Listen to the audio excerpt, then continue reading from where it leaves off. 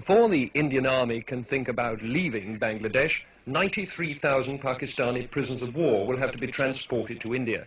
25,000 of them are here in the Dhaka cantonment getting ready to leave, guarded from possible Bengali vengeance by the men with whom less than a fortnight ago they were at war.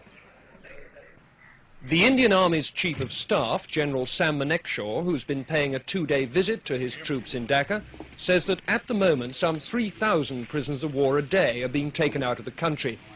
He hoped that by the beginning of next month the daily average would be 10,000 and that in any case by the 15th of January all of them would be in Indian prisoner of war camps. By that date too, the General said, he would have reduced Indian armed forces here by 25,000. But they still can't all go home.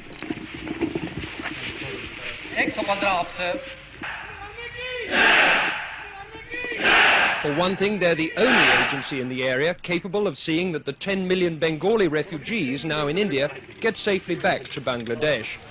For another, Indian soldiers, no matter how much the Indian government likes to play this down, are the only people capable of keeping law and order here and protecting minority groups from Bengali retribution. In addition, the army is safeguarding the lives of those Bengalis who ran the civil administration for Pakistan. The Bangladesh government is setting up a war crimes tribunal to try Dr. Malik and his colleagues. Will the Indian army be told by Delhi to hand them over? I asked Mr. D.P. Dar, Mrs. Gandhi's special envoy to Bangladesh. We are on the horns of a dilemma, I must admit to you. On the one hand, we do not want to do anything which is against the norms of international behavior. Nor do we want to do anything, on the other hand, which would even remotely impinge on the sovereign rights of the Bangladesh government and Bangladesh state. What does that mean in practice? Are you going to hand people over to a war crimes tribunal or not? That means, for the time being, that the position is being legally examined. As any victorious army would be, Indian armed forces are now deeply involved for the foreseeable future in the way this new country is going to develop. Richard Lindley, News at 10, Dhaka. The train is on its way to the river port of Narayanganj, a dozen miles away.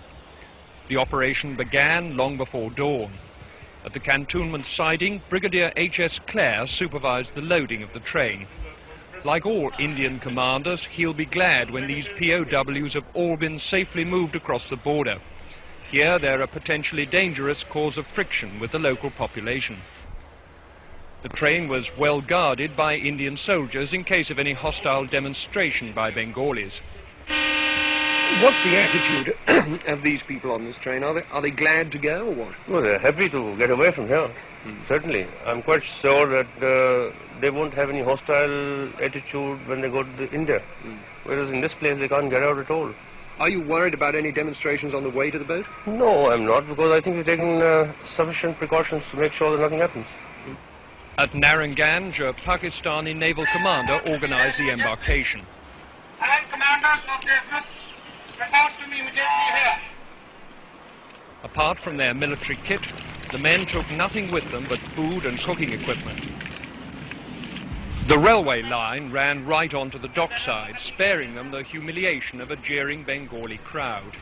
Even so, a small group on the roof of a harbour building broke into jubilant shouts as the prisoners trudged down the quayside. At every step there were Indian soldiers to protect them had it proved necessary. Bengalis are not best pleased to see their enemies go home apparently scot-free. But there's a long way to go before these men can expect repatriation. First, the 36-hour boat trip through the river system to Khulna, then a long journey across the border into West Bengal by train, and on to the prisoner of war camps on the Ranchi Plateau in Bihar. With the men go their families and the civilian employees of the Pakistan Army. But there's no indication yet that other West Pakistani civilians, like the police chief or even the staff of Pakistan International Airways, are going to be moved. For the moment, the emphasis is on getting the soldiers out before their presence here causes trouble. And because many are still being brought into Dhaka from outlying areas, there are now 33,000 people to be shipped down the river. For those Bengalis cheering on the roof there, it's another day to savour the sweet taste of victory. For these prisoners of war, the bitterness of defeat. What lies ahead of these men is nothing but a tedious journey and the boredom of prison camp routine. But at least now they've begun that long journey home. Richard Lindley, News at 10, Naranganj.